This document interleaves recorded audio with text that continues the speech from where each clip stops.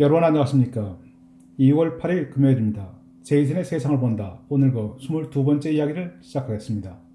오늘 이야기는 글로벌 정보 수집망인 파이브아이즈의 일본의 가입이 논의되고 있다는 보도와 관련한 사항입니다.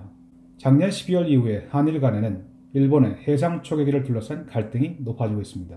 그리고 우리 정치권 일각에서는 한일 군사비밀 정보보호협정 GSOMIA 소위 지소미아를 폐기해야 한다는 주장까지 터져나오고 있습니다. 집권 여당의 한 중진 의원은 일본 해상자위대 초계기의 근접 위협 비행과 관련해서 지소미아의 실효성에 대해 근본적 의문을 제기하면서 폐기를 공개 주장했습니다. 중진 의원은 작년 세 차례에 걸친 남북 정상회담과 북미 정상회담 등을 거치면서 한반도 정세가 크게 달라졌다는 점을 근거로 들어서 지소미아의 무용론을 주장하고 있습니다.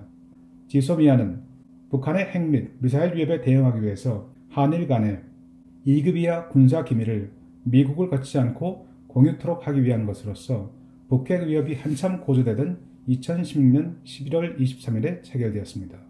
우리 군은 이 협정 체결을 통해서 일본이 보유한 5개의 위성과 이지스함, 해상 초계기 등을 통해서 수집한 북한 잠수함 기지와 각종 탄도미사일 기지, 그리고 잠수함 발사 탄도미사일, SLBM 정보 등 북한의 군사적 위험 전반에 관한 정보를 입수할 수 있게 되었습니다. 일본은 한국이 탈북자나 북한, 중국 접경 지역의 인적 네트워크, 즉 휴민트 및 군사분계선 일대의 감청수단 등을 통해서 수집한 대북 정보를 받아볼 수 있게 되었습니다. 지소미아는 매년 8월을 기한으로 양국이 협상을 통해서 갱신 여부를 결정하게 되어 있습니다. 어느 한쪽이 파기를 원한다면 만기가 되기 90일 이내에 통보하게 되어 있습니다. 일단 우리 국방부는 이번 초계기 논란을 이유로 지소미아 폐기를 당장 고려하고 있지는 않다는 입장을 밝히고 있습니다. 그러나 향후 과연 어느 방향으로 최종 의견이 모아질지는 여전히 알 수 없는 일입니다. 걱정이 앞섭니다. 무엇보다도 긴박한 북핵 위협 속에서 1945년 광복 이후 최초의 한일 간 군사협정이 체결된 지 2년도 되지 않아서 한반도 정세 변화를 근거로 협정 무용론과 심지어 폐기론이 튀어나온다는 것은 참으로 심각한 외교안보적 인식을 바탕에 깔고 있다고 할 수 있습니다. 우방국 간에도 정보전쟁은 끊임없이 벌어집니다. 하물며 머리에 북핵을 이고 사는 우리가 북한의 군사위협에 대한 유가치한 정보를 입수할 수 있는 채널을 애써 팽개치려 든다는 것은 아무리 생각해도 이해하기 힘든 일입니다. 정보는 여러 채널을 통해서 다양하고 수많은 첩보를 획득해야만 비로소 정확한 분석이 가능하고 올바른 판단을 내리는 데 도움이 되는 법입니다. 군사비밀보호정보협정이 기본적으로 우방국 간의 최고 수준의 신뢰를 바탕으로 체결된다는 점을 감안한다면 지금 북한과 중국의 위협에 맞서서 공동보조를 취해나가야 할 한국과 일본 간의 신뢰는 이미 보이게 또는 보이지 않게 금이 가고 있는 것은 아닐까 우려됩니다. 작년 6월에 미북 정상회담에도 불구하고 북한 핵무기의 위협은 조금도 변하지 않았습니다. 북한의 핵과 미사일 개발은 여전히 현재 진행형입니다. 그럼에도 불구하고 정치권 일각에서 일본의 해상 초계기 사건을 계기로 한반도 주변의 국제정세를 안이하게 해석하면서 한일 간에 어렵게 조율해낸 협정을 손바닥 뒤집듯 가볍게 뒤집으려 한다는 것은 참으로 위험한 인식이 아닐 수 없습니다. 더욱이 지소미아는 일본보다는 우리 측에서 더욱 필요로 하는 협정이라는 점을 잘 되새겨 볼 필요가 있습니다. 협정이 파기될 경우 당장 아쉬운 쪽은 한국입니다. 방대한 정보 자산을 지닌 일본은 이 협정이 아니라도 충분히 다른 수단을 통해서 정보를 획득할 수 있습니다. 일본은 이미 글로벌 정보 수집망으로 불리는 세계 최고 수준의 정보 동맹 파이브 아이즈 가입을 위한 전초 단계에 들어섰다는 보도가 최근 연이어 이어지고 있습니다. 일명 5개의 눈으로 불리는 파이브 아이즈는 미국과 영국의 정보기관을 주축으로 영연방 국가인 캐나다, 오스트레일리아, 뉴질랜드가 가입해서 총 5개 국가로 이루어져 있습니다. 이들 국가들은 전 세계에 걸쳐서 신호정보와 휴민트 정보를 수집해서 상호 간에 제한 없이 최고급 기밀 정보를 공유하며 어떤 경우에도 동맹을 저버리지 않는 혈맹의 관계를 유지하고 있습니다. 나토, 즉 북대서양 조약기구나 한미동맹, 미일동맹과는 차원이 다른 수준 높은 비밀 정보 공동체로 영미국가 상호 간의 오랜 신뢰의 바탕을 두고 있습니다. 전 세계 정보 공동체에서 최상위 이너서클을 이루는 이들 5개국은 심지어 나토에도 제한적으로 정보를 제공할 만큼 지극히 폐쇄적으로 운영됩니다. 그렇게 크지 않은 나라 뉴질랜드와 캐나다, 호주가 국제사회에서 큰 목소리를 내는 것은 바로 이들이 파이브 아이즈의 회원국이라는 위상에 기인한 바가 큽니다. 그러나 최근 파이브 아이즈는 중국과 러시아의 점증하는 위협에 맞서서 그간 파이브 아이즈의 외곽에 머물고 있던 독일과 프랑스, 일본을 정식 멤버로 영입해서 세력을 확대하는 방안을 신중하게 타진하고 있는 것으로 전해지고 있습니다.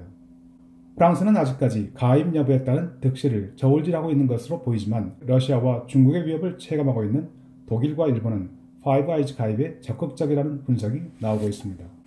작년 10월 일본 자위대는 미국 엘라베머주 몽고메리에 위치한 맥스웰 공군기지에서 실시된 슈리버 워게임 2018에 최초로 참가했습니다. 2001년부터 시작된 슈리버 워게임은 우주와 사이버 공간에서의 모의 군사훈련입니다. 각국 위성 정보 등 극도의 기밀 정보가 포함되어 있어서 이제까지는 파이브 아이즈 5개국만 참가하다가 2017년도에 프랑스와 독일이 처음으로 초청을 받았고 작년인 2018년도에는 일본에도 그 비밀의 문을 개방했습니다. 일본은 슈리버 워게임 참가를 위해서 그 1년 전부터 부단한 노력을 경주했습니다. 2018년 10월 개최된 슈리버 워게임에는 미 공군 우주사령부 주도로 파이브 아이즈 5개국과 독일, 프랑스, 일본에서 온 27개 기관 350여 명의 군인 및 민간인이 참석한 가운데 우주 공간과 사이버 공간에서의 전쟁을 주제로 2주간의 일정으로 실시되었습니다. 모의 훈련의 가상 시나리오는 10년 뒤인 2028년 미 태평양 사령부, 즉 US 인도 퍼시픽 커맨드의 작전 지역 내에서 미국의 정찰 위성과 통신 위성이 적성국의 공격으로 위성 항법 시스템 GPS를 이용할 수 없는 위급한 상황을 가정하고 있습니다. 이때 미국이 유럽연합의 갈릴레오 시스템과 일본의 준천정 위성 시스템인 QGSS (Quasi Jenis Satellite 시스템을 통해서 정보를 지원받는 방법을 둘러싸고 군사적 그리고 법률적 절차에 대한 세밀하고 구체적인 논의가 이루어졌습니다.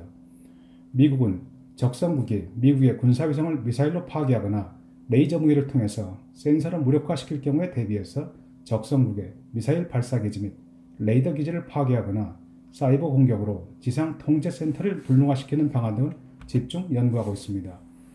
물론 여기서 적성국은 당연히 중국을 가리킵니다. 일본은 2018년에 정규 멤버로 이 훈련에 참가했습니다. 말이 모의 훈련이지 실제로는 장차 중국과의 우주전에 대비한 동맹국 간의 군사작전과 다름없었습니다. 이제 파이브 아이즈가 내밀한 그들만의 리그에서 서서히 아시아의 일본을 본격적인 파트너로 인식하기 시작했음을 상징적으로 보여주는 사건입니다. 파이브 아이즈의 역사를 조금 더 살펴보겠습니다. 파이브 아이즈는 2차 대전이 끝난 직후인 1946년 미국과 영국이 러시아의 위협에 대응하기 위해서 구축한 글로벌 정보협력 체계입니다. 캐나다는 1948년 그리고 호주와 뉴질랜드는 1956년에 가입하면서 5개국 간의 정보 동맹이 되었습니다. 이들 5개국이 70여 년 이상 파이브 아이즈를 폐쇄적으로 운영해온 것은 이들 국가가 같은 언어, 즉 영어와 같은 문화, 영미권 문화를 공유하면서 오랜 세월 동안 상호 간에 신뢰를 다져왔기 때문입니다. 때로는 백인 우월주의의 표상이라고 비난받기도 하는 이 비밀의 모임에 마침내 아시아 국가인 일본이 최초로 초청받을 날이 가까워져 오고 있는 것 같습니다. 지금 일본으로서는 한일 군사비밀정보보호협정, 즉 지소미아를 통해서 탈북자가 전해주는 북한 관련 첩보에 의존하지 않아도 사실 별반 영향이 없다는 생각을 하고 있을 수도 있습니다. 그리고 인간정보, 휴민트라는 일본도 당연히 일각에는 있는 나라입니다. 해외에 나가 있는 일본 상사들은 지금도 수십 년간에 걸쳐서 해당 국가의 지도자와 기업 동향을 꼼꼼히 수집하고 이를 일본 정부에 제공하는 노력을 소홀히 하지 않고 있습니다. 일본도 이미 다양한 휴민트 경로를 통해서 독자적으로 북한에 대한 정보를 수집하고 있다는 사실에도 주목할 필요가 있습니다. 일본의 아베 수상은 금년 1월 중순 미국과 함께 파이브 아이즈의 양대축을 이루는 영국을 방문했습니다. 그리고 인도 태평양 지역에서의 연대를 강화하기 위해서 해양 대화 창설을 발표했습니다. 아베 수상의 이른바 자유롭게 열린 인도 태평양 구상에 따라서 중국을 견제하겠다는 의도입니다. 또한 일본과 영국 양국은 민간 선박의 운항 정보를 공유하고 영국 해군 군함을 동아시아에 파견해서 대북 제재 집행을 돕는 등 안보 협력도 추진하기로 합의했습니다. 일본은 영국과의 협의를 통해서 동중국해 해상 등에서 북한 선적 유조선의 몰래 석유 제품 등을 옮겨 싣는 이른바 불법 환적을 방지할 수 있을 것으로 기대하고 있습니다. 한편 독일 메르켈 총리도 2월 4일부터 1박 2일 일정으로 일본을 방문했습니다. 메르켈 총리는 멀리 아시아 끝까지 오면서도 한국과 중국은 쏙 빼놓고 일본만 들렸다 갔습니다. 우리 정부는 2017년 9월 메르켈 총리의 사선 연임을 축하하는 축전을 보내면서 메르켈 총리에게 편리한 시기에 방한해주도록 이미 초청한 바 있습니다. 아베와 메르켈 수상은 이번 정상회담에서 인도 태평양 지역의 평화와 안정을 위해서 국방 등 다양한 분야에서 협력하기로 합의했습니다. 일본은 금년 2월 1일 유럽연합 즉 EU와 체결한 자유무역협정이 공식 발효됨에 따라 유럽연합과 경제적으로도 더 한층 긴밀한 사이가 되었습니다. 일본과 EU는 지난해 7월 자유무역협정인 경제동반자협정 EPA를 체결했는데 지난달에 양측의 비준 절차가 완료되었습니다. 이로써 세계 국내 총생산 GDP의 3분의 1 그리고 전 세계 무역액의 40% 및 6억 4천만 명의 세계 최대 규모의 자유무역지대가 탄생했습니다. 이번 자유무역협정으로 전체 교육 품목 중에 EU로 수출되는 일본산 제품의 99% 그리고 일본으로 수출되는 EU 제품의 94%에서 관세가 철폐됩니다. 당장 우리 자동차 업체는 유럽 수출 시장을 두고 일본 자동차 업체와 힘겨운 경쟁에 나서야 하는 어려운 상황을 맞게 되었습니다. 우리가 남북관계 그리고 한중관계에 주력하는 사이에 일본은 미국 및 유럽과의 관계를 대폭 강화하고 있습니다. 그리고 이제 5IG의 정식 멤버로 등장할 날을 손가락으로 꼽고 있습니다. 정보는 국력입니다. 정보 없는 맹목적인 돌진은 눈과 귀를 막고 낭떠러지를 향해 달리는 전차와 다를 바 없습니다. 그 중에서도 일반적인 정보가 아닌 최고급 정보에 접근한다는 것은 국가의 위상을 높이고 국력을 제고하는 핵심 요소입니다. 최고급 정보는 오직 이너서클에 들어가야만 얻을 수 있습니다. 중국 통신기업 화웨이의 사례를 들어서 5IG의 위력을 살펴보겠습니다. 작년 7월 캐나다 북동부의 노바스코샤주의 주도인 헬리팩스에는 5IG의 정보기관 수장들이 모여서 화웨이 처리 문제에 대해서 의견을 교환했습니다. 이들은 중국의 사이버 첩보 능력과 군사 팽창 등에 대해서 논의한 후 외부의 간섭으로부터 우방국의 통신망을 보호하는 것이 핵심 과제라는 점에 의견 일치를 보았습니다. 그리고 중국 당국이 민간 기업을 압박해서 외국 통신 시설에 대한 스파이 행위를 할 가능성이 있다는 점을 들어서 세계 최대 통신 기업인 화웨이를 선진국의 5G 사업에서 원천 배제해야 한다는 결론을 내렸습니다. 당시 오타와에서 헬리팩스까지 와서 일부러 회의장에 들렸던 캐나다 트리도 수장은 이들 정보기관 책임자들의 브리핑에 곤혹스러운 표정을 감출 수 없었습니다. 중국과 캐나다는 경제적으로 깊은 관계를 유지하고 있습니다. 그러나 5IG 정보기관의 수장들은 이러한 트리도 수장의 고민은 아랑곳 하지 않고 그림 같은 캐나다의 여름 풍경을 즐기면서 랍스터 비스크를 끝까지 즐겼습니다. 그리고 한 달 뒤인 2018년 8월 호주 동부에 위치한 골드코스트시에서 개최된 5IG 강요회의는 다음과 같은 내용에 합의했습니다. 즉 외세 개입을 국가의 주권 및 가치, 국익을 위협하고 각국 정부의 독자적인 정책 결정 능력을 저해하며 국가기관에 대한 국민의 신뢰에 해악을 끼치는 행위로 규정했습니다. 그리고 그 구체적 사례로서 러시아의 2016년도 미 대선 개입 및 중국 공산당의 호주 국내 문제에 대한 관여 및 영향력 행사를 들었습니다. 이에 따라 5IG 강요회의는 중국의 각국 내정 개입에 대한 정보 공유를 강화하고 민감 기술을 지닌 회사에 대한 중국의 투자를 제한하기로 하였습니다. 구체적 실행 방법에 있어서 호주는 중국의 정치적 개입 저지를 그리고 미국은 중국의 해외 투자에 대한 규제 부문에서 각각 리더십을 발휘하기로 역할을 분담했습니다. 중국 통신기업 화웨이에 대한 전면 공격을 예고하는 선전포고의 장이었습니다. 그 이전까지 5IG 5개국은 화웨이 전면 금지를 주장하는 미국, 호주와 이에 반대하는 영국, 캐나다, 뉴질랜드 양대 진영으로 의견이 나뉘어져 있었습니다. 미국과 호주는 화웨이의 거의 모든 장비를 금지하고 있었지만 영국 업체들은 오래전부터 화웨이 제조 장비를 공급받고 있었기 때문에 화웨이 장비를 전면 금지하는 것은 현실적이지 못하다는 입장을 취하고 있었습니다. 그러나 작년 7월과 8월에 5IG 정보기관 책임자들의 캐나다 및 호주에서의 회동을 계기로 상황은 급반전하기 시작했습니다.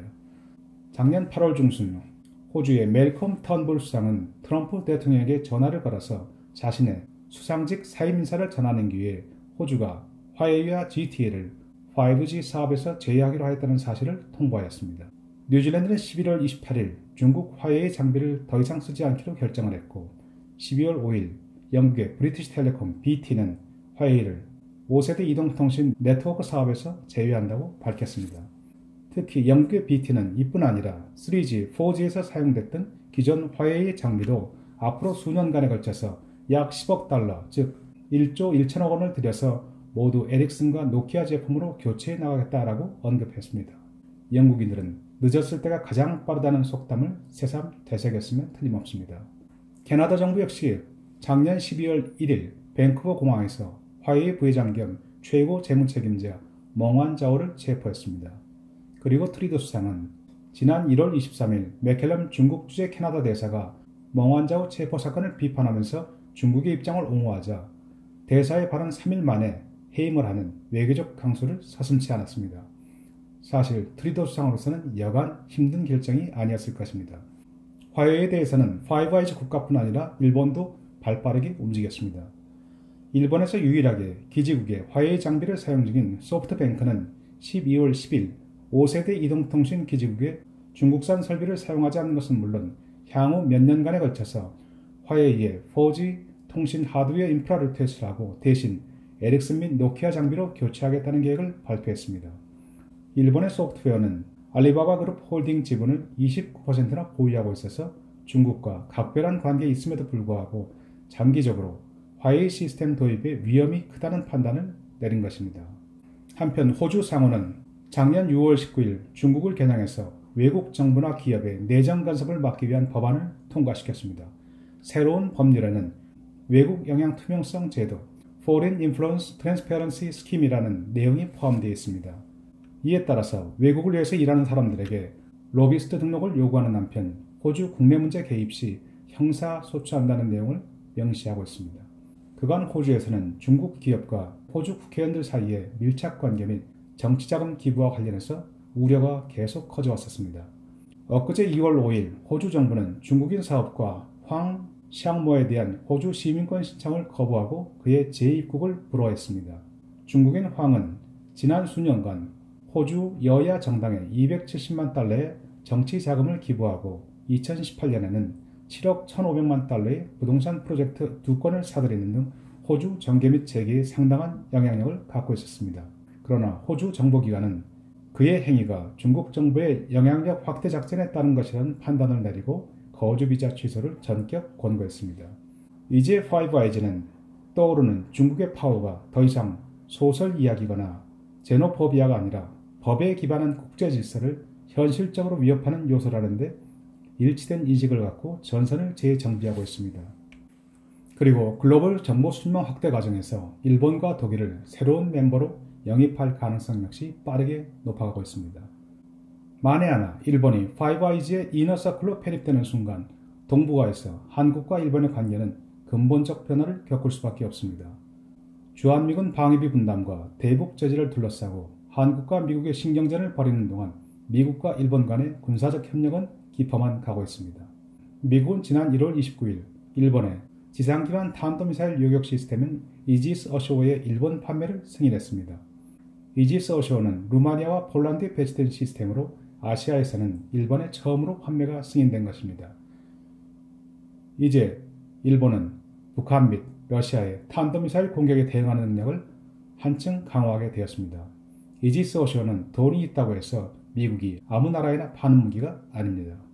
게다가 일본은 작년 4월에는 일본판 해병대라 불리는 수륙기동단을 창설하고 10월 하순에는 미국령 괌과 티니안 섬에서 미군과 합동으로 섬 탈환을 가정한 상륙작전훈련까지 실시했습니다. 수륙기동단 창설 6개월 만에 상륙장갑차까지 끌고 나와서 해외에서 미군과 합동훈련을 하기에 이른 것입니다. 북한과 중국의 군사적 위협 속에서 일본 군국주의 성향 역시 빠르게 확대되고 있습니다.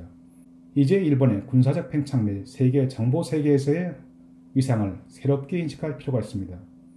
지금 당장 북한과 중국의 한반도에 대한 위협을 막고 서서히 군사 대국화의 길로 들어서고 있는 일본의 위협에 대처하기 위해서는 우리도 우방국과의 정보 협력과 군사적 협력을 더 한층 강화해야 할 때입니다. 일본이 싫다고 해서 군사 분야에 협력까지 내치는 것은 단견입니다. 한국 국민 중에서 일본을 좋아하는 사람이 얼마나 되겠습니까? 절대 다수의 국민은 일본의 일제강점기 시절과 독도 영유권 주장에 분노합니다. 그러나 외교안보 정책에서 감성과 낭만이 이성을 지배한다면 그것은 이미 패배를 예고할 수밖에 없습니다. 일본과는 한편으로는 협력하면서 한편으로는 장차 우리에게 위협이 되지 않도록 제어해 나가는 노력이 더욱 기묘합니다. 무조건적인 관계 청산은 취약한 정보 자산을 지닌 우리에게 더 큰 손실로 작용할 뿐입니다. 그리고 일본이 미국 및 EU와 관계를 돈독히 할수록 우리도 이들 국가와 상호한 협력을 강화함으로써 동북아에서 일본이 한국을 배제하고 다시 주도국으로 떠오르는 악몽을 미리미리 막는 노력을 경주해야 할 것입니다. 유튜브 내용은 네이버 블로그 제이슨의 인텔 런텔에서 원문 스크립트를 보실 수가 있습니다. 제이슨의 세상을 본다와 함께 해주신 여러분 대단히 감사합니다.